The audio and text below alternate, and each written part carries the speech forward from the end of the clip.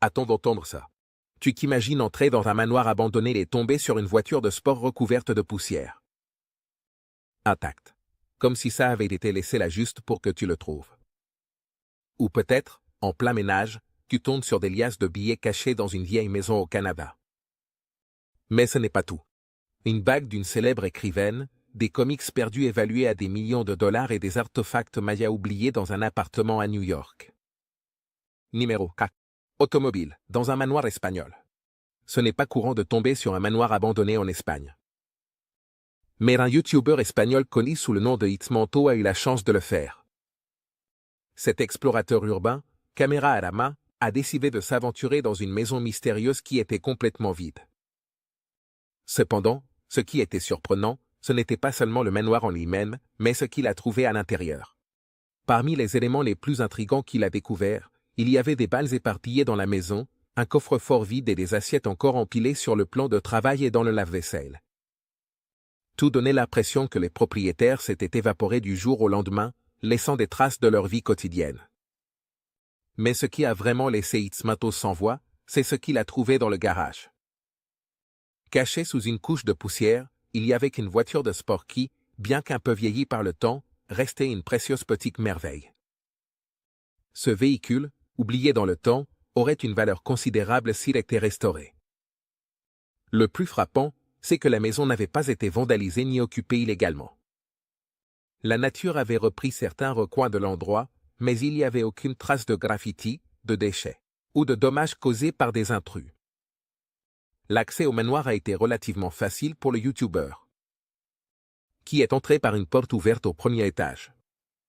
Curieusement, il a également trouvé les clés de la maison, ce qui lui a permis de verrouiller la porte après son exploration, s'assurant ainsi que n'importe quel passant ne puisse pas entrer. Itzmanto a gardé secret l'emplacement du manoir, préservant son mystère et empêchant les autres de le découvrir. Cette découverte d'une voiture abandonnée dans une maison vide. Cela s'est avéré être l'une des explorations les plus passionnantes qu'il a partagées avec ses disciples. Et probablement l'un des trésors les plus insolites qu'on puisse trouver dans un endroit comme ça. Numéro 2. 6800 $ pour une maison au Canada. Le monde de l'exploration urbaine est plein de surprises. Mais peu se compare à la découverte faite par Frictographie, un explorateur urbain canadien qui est tombé sur quelque chose d'inhabituel dans une maison abandonnée. Cette maison, située quelque part au Canada, était restée inhabitée pendant des années, accumulant de la poussière et laissant des souvenirs familiaux dans l'oubli. En entrant, Frictographie a trouvé une maison presque figée dans le temps. Un lit d'Occitane, de vieilles photos de famille et des objets personnels éparpillés dans les pièces.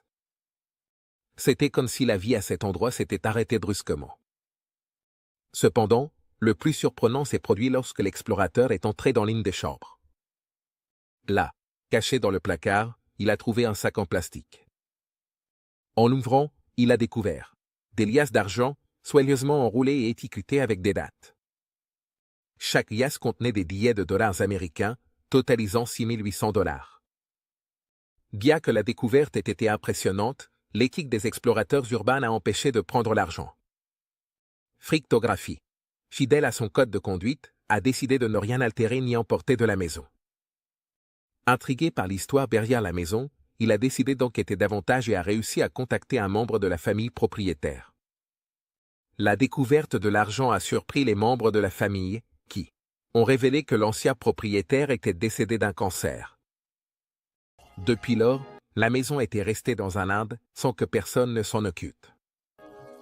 Les différents familiaux avaient fait que la propriété reste abandonnée, laissant dans l'oubli à la fois les objets personnels et l'argent caché. La rencontre entre l'explorateur et la famille a été émotive. Bien qu'au départ les membres de la famille aient été fâchés par l'intrusion, la situation a changé lorsque Frictographie leur a remis l'argent trouvé. Le geste a été accueilli avec gratitude et émotion, et la famille a décidé de barricader la maison. Jusqu'à décider quoi en faire. Numéro 3, Anne, de Charlotte Bonté. Dans une maison tranquille du Royaume-Uni, une femme s'est plongée dans la tâche de nettoyer le grenier de son beau-père décédé. Comme c'est souvent le cas dans ces situations. Le grenier était un dépôt de souvenirs du passé, rempli d'objets qui n'avaient probablement pas été touchés depuis des années. Parmi les objets qu'elle avait accumulés au fil du temps se trouvaient de vieux jouets cassés, des décorations de Noël décolorées et des appareils électroménagers qui n'étaient plus utiles depuis longtemps. Cependant, alors qu'il chassait la poussière et essayait d'organiser le chaos, quelque chose en particulier attira presque immédiatement son attention. Cachée, parmi les autres objets, une petite boîte en métal fermée à clé attendait d'être découverte. Naturellement, la curiosité s'est emparée d'elle. Déterminée à ouvrir la boîte et à découvrir son contenu, la femme a commencé à examiner toutes les clés qu'elle avait dans la maison, jusqu'à ce qu'elle trouve enfin celle qui correspondait au petit verrou. Une fois ouverte, la boîte a révélé un objet apparemment modeste, mais qui avait une valeur incroyable. À l'intérieur se trouvait une bague, mais ce n'était pas une bague ordinaire. À première vue, cela semblait simple, mais en y regardant de plus près, quelque chose d'encore plus intriguant a émergé. Avec l'aide d'une loupe, la femme a découvert une inscription à l'intérieur de la bague qui était gravée. Bonté. Mars 1855, la découverte n'était rien de moins qu'extraordinaire. Avec cette inscription, la femme a commencé à enquêter plus en profondeur. Quant à l'origine de la bague, il découvrit bientôt que, incroyablement, elle appartenait à Charlotte Brontë, la célèbre romancière britannique, auteure de Jane Eyre. Mais l'histoire ne s'arrêtait pas là. Puisqu'à son grave l'intérieur de la bague, il y avait un compartiment secret qui contenait une mèche de cheveux tressés, quelque chose de courant à l'époque victorienne. Ce type de bijou servait de sorte de relique sentimentale pour se souvenir des êtres chers disparus. Numéro 4. Le trésor caché d'une comtesse en France. Dans les vallées de la région de Provence, en France, une majestueuse demeure de style Renaissance était laissée à l'abandon. Cachée par le temps et la croissance sauvage des jardins. Cette propriété, connue pour avoir appartenu à une mystérieuse comtesse du XIXe siècle, avait été fermée après son décès et n'a jamais rouvert ses portes. Pendant plus de 100 ans, son histoire s'est estompée. Avec les rumeurs d'une fortune perdue. Un groupe d'explorateurs urbains, intrigués par les légendes, a décidé de s'aventurer dans le vieux manoir. Après un long parcours à travers ces sombres couloirs, ils arrivèrent enfin au grenier, où ils trouvèrent une série de vieux coffres, recouverts de poussière et de toiles d'araignée. La surprise ne tarda pas à arriver quand, en ouvrant l'un d'eux, ils découvrirent un ensemble de bijoux qui brillaient sous la faible lumière des lampes de poche. Ce n'était pas n'importe quelle collection. Parmi les bagues et les colliers se distinguait une impressionnante tiare incrustée de diamants, d'émeraudes et de rubis, qui, dit-on, a été offerte à la comtesse par un noble européen en remerciement de ses services diplomatiques secrets. Mais la chose la plus étonnante n'était pas les bijoux. En examinant l'intérieur du coffre, les explorateurs trouvèrent un compartiment caché, et à l'intérieur, une série de documents historiques. Signés par des leaders révolutionnaires de l'époque, qui indiquaient la participation clandestine de la comtesse à des affaires politiques délicates. Numéro 5. Des pièces de monnaie rares en Pennsylvanie. Une famille se retrouvait face à une tâche que beaucoup considèrent comme routinière, mais qui, sans aucun doute, a fini par révéler quelque chose d'inhabituel. Après la mort du dernier propriétaire, la famille hérita d'une vieille maison qui était vide depuis plus de 20 ans, se dégradant lentement dans l'oubli. La maison, bien qu'en ruine et apparemment dépourvue de vie, abritait un trésor inattendu qui allait changer la perception de tout sur cet endroit. Comme c'est souvent le cas dans ces situations. Ils décidèrent d'appeler un expert pour évaluer s'il restait quelque chose de valeur à l'intérieur de la maison délabrée. Cet expert, un collectionneur d'objets rares, nommé Jeff Bedelman, n'aurait jamais imaginé ce qu'il allait découvrir. Dès le moment où Jeff mit les pieds dans la maison, il était clair que le travail ne serait pas facile. Il y avait des tas de décombres accumulés pendant des décennies. Et de la poussière partout. Cependant, au fur et à mesure qu'il avançait dans son exploration, les choses commencèrent à devenir intéressantes. Au milieu du chaos, Jeff tomba sur quelque chose qui brillait sous la bonne lumière. Une collection de pièces anciennes, dont certaines dataient du début du XIXe siècle. Cette découverte fut, sans aucun doute, une surprise pour tout le monde. Le plus fascinant dans la collection n'était pas seulement son ancienneté, mais aussi sa diversité. Parmi les pièces se trouvaient des Saint-Avold grands, des dollars en argent Morgan et les précieuses pièces Liberty, dont beaucoup étaient en excellent état de conservation. Étonnamment bons, Mais ce qui a rendu cette découverte vraiment unique, c'est la façon dont les pièces étaient réparties. Ils n'étaient pas simplement rangés dans une boîte ou cachés dans un placard. Certaines étaient placées dans les endroits les plus inattendus. Comme un trou dans le mur, ce qui laissait entrevoir que le précédent propriétaire avait délibérément caché son trésor. Numéro 6, comique, dans une vieille maison, au Minnesota. En 1913, un entrepreneur du Minnesota nommé David Gonzalez s'est lancé dans ce qui semblait être une aventure relativement simple. L'achat et la rénovation d'une maison abandonnée. Le prix qu'il a payé pour la propriété, $10 100. Ce n'était pas exorbitant compte tenu de l'état délabré de l'endroit. C'était un investissement logique. Bien que la maison, à première vue, n'offrait rien d'autre que des murs en ruine et une multitude de réparations à faire. Cependant, ce que David ne pouvait pas imaginer, c'est que cette acquisition ordinaire lui réserverait une découverte véritablement extraordinaire. Comme c'est souvent le cas dans les vieilles maisons, les murs de celles-ci étaient isolés avec du papier journal, une pratique courante dans les constructions de l'époque. Pendant les travaux de rénovation, alors que David retirait l'isolation et les débris accumulés au fil des ans, quelque chose d'inhabituel attira son attention. Entre les couches de papier, caché des yeux pendant des décennies, un comique en mauvais état est apparu. Mais n'était pas n'importe quel comique. Malgré son état détérioré et sa couverture arrière décollée, ce qui tenait entre ses mains n'était rien de moins qu'un exemplaire d'Action Comics, numéro 1. L'édition qui a marqué le début de Superman dans le monde de la bande dessinée. L'impact de la découverte a été immédiat. Bien que l'exemplaire ne soit pas en très bon état, sa valeur restait astronomique. Ce comic, qui a donné naissance au genre des super-héros et à l'héritage de l'un des personnages les plus emblématiques de la culture pop. C'était un véritable trésor pour les collectionneurs. Après une évaluation professionnelle, l'exemplaire que David avait trouvé a été estimé à $175 000. Un prix impressionnant pour ce qui semblait initialement être un simple isolant de mur. Mais ce qui rend cette découverte encore plus fascinante, c'est que, seulement quelques années auparavant, un exemplaire en parfait état de ce même comic avait atteint le chiffre record de plus de $2 millions lors d'une enchère. Numéro 7, artefact Maya dans un appartement de Manhattan. Dans le cœur animé de Manhattan, une découverte archéologique. Ça a surpris tout le monde. Un nettoyeur, chargé de vider l'appartement d'un artiste abstrait décédé, à Clinton Hill, est tombé sur quelque chose qu'il ne s'attendait jamais à trouver dans un endroit comme ça. Artefact, Mayas anciens. Il avait été un collectionneur d'art et d'objets uniques. Mais ces trésors précolombiens étaient quelque chose de totalement inattendu. Au total, 60 artefacts ont été trouvés, y compris des figurines et des céramiques. Date de entre 300 avenue Jésus-Christ et 500 après J. Et la 500D. C. Le nettoyeur, Nick de Mola, avait entreposé le baril contenant les artefacts dans son propre entrepôt, sans se rendre compte de leur véritable valeur. Des années plus tard, en le redécouvrant, il a décidé de partager sa découverte avec le public.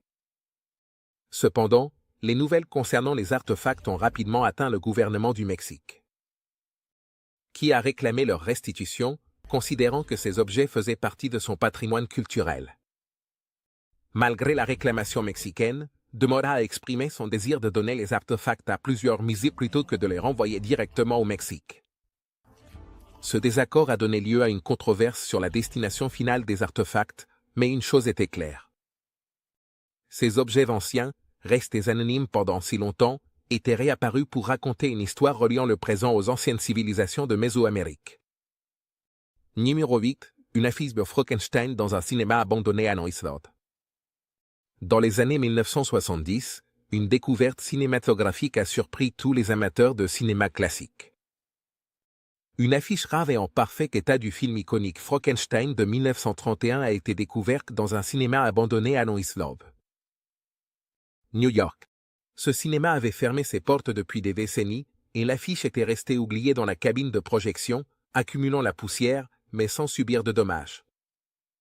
Ce qui rendait cette découverte si spéciale, c'était la rareté de l'affiche, qui faisait partie d'une affiche en 3 volets. Un format de grande dimension qui mesure presque 2 mètres de haut sur plus d'1 mètre de large. Avant cette découverte, les quelques affiches de Frankenstein qui existaient étaient incomplètes ou détériorées. Mais c'était un exemplaire, intact, ce qui en faisait un véritable bijou pour les collectionneurs de cinéma. L'affiche a été mise en vente pour 225 000 $. Et elle est rapidement devenue l'une des pièces les plus précieuses du monde du cinéma classique. Pour les cinéphiles et les collectionneurs, posséder ce morceau d'histoire cinématographique serait comme avoir une porte directe. Retour à l'âge d'or du cinéma d'horreur, lorsque Frankenstein terrifiait le public dans les cinémas obscurs du monde entier, numéro 9, Bronze Age Soirée à Barn. Dans un petit village d'Irlande, une découverte archéologique vieille de plusieurs milliers d'années. Il était resté caché dans une grange familiale pendant plus d'un demi-siècle. L'épée, qui date de l'âge du bronze, a été trouvée à l'origine en 1960 par Ambrose Owens, alors qu'il pêchait dans la rivière Arny. Convaincu qu'il s'agissait simplement d'une relique sans valeur, Ambrose la stocka dans la grange de sa famille, où elle resta oubliée.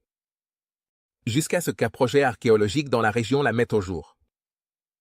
L'épée, qui avait été intentionnellement brisée, était un artefact cérémoniel, typique des guerriers de l'âge du bronze.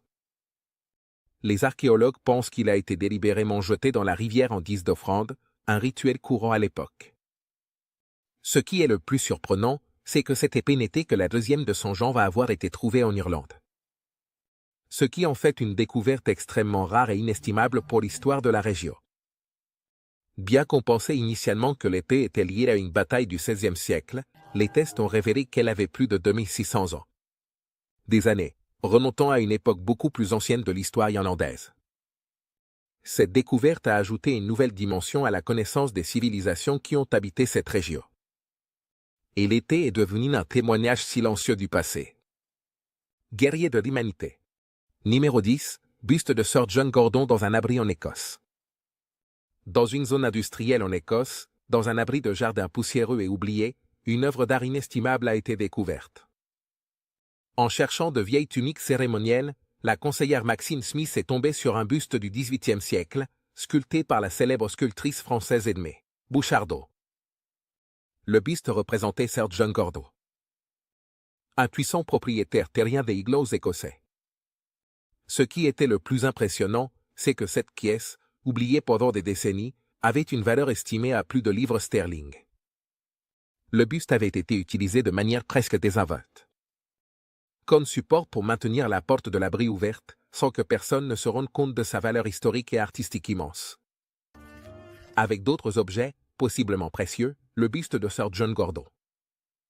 Il a été catalogué et sécurisé immédiatement, évitant tout vol ou détérioration possible. Cette découverte a non seulement étonné les experts en art, mais aussi la communauté locale. Que je n'aurais jamais imaginé qu'une œuvre aussi précieuse pouvait être cachée dans un endroit aussi simple qu'un abri de jardin. Cette découverte souligne comment les plus grands trésors se trouvent souvent dans les endroits les plus modestes, attendant d'être redécouverts par quelqu'un avec un œil attentif. Numéro 11 Lingots et pièces d'or dans une maison en Normandie. Al français, après la mort d'un parent en Normandie. Il s'est mis à ranger la maison qu'il avait héritée. Ce qui semblait être une tâche routinière de nettoyage et d'organisation s'est rapidement transformé en la découverte d'un incroyable trésor caché. En déplaçant des meubles et des objets entassés, il a commencé à trouver quelque chose d'inattendu. De petites boîtes remplies de pièces d'or. Mais ce n'était pas tout. Dans d'autres coins de la maison, comme sous le linge de lit ou cachés entre les meubles, il y avait des lingots d'or soigneusement dissimulés. Au total, plus de 220 livres d'or en pièces et en lingots ont été trouvés, évalués à plus de 3 700 000 $. Ce trésor, composé de plus de 5 000 des pièces d'or et 212 lingots, était resté caché dans la maison pendant des années, sans que personne ne le sache. Les pièces et les lingots étaient si bien cachés. Même un évaluateur, qui avait été engagé auparavant pour estimer les meubles, n'avait pas remarqué leur existence. La découverte, bien qu'excitante pour le nouveau propriétaire, n'était pas sans complications. Les autorités fiscales ont commencé à enquêter pour savoir si le trésor avait été déclaré sur les impôts du défunt. Si ce n'avait pas été le cas, le nouvel héritier pourrait faire face à 3 ans d'impôts impayés et à un impôt sur les successions de 45% sur la valeur de l'or.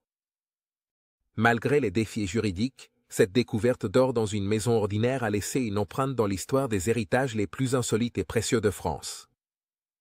Numéro 12, pâture, de Giovanni Boldini dans un appartement en France. À Paris, une femme de 91 ans est décédée, laissant un héritage bien plus grand que ce que sa famille aurait jamais imaginé.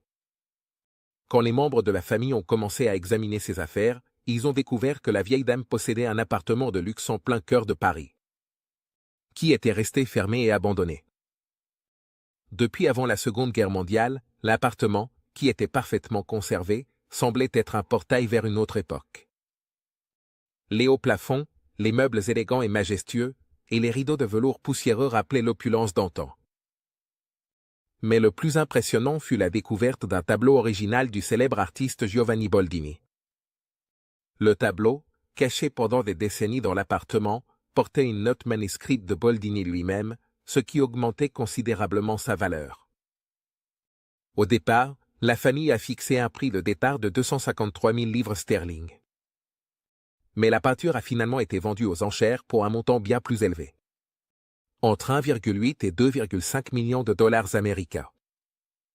Cette découverte a non seulement choqué la famille, mais aussi le monde de l'art.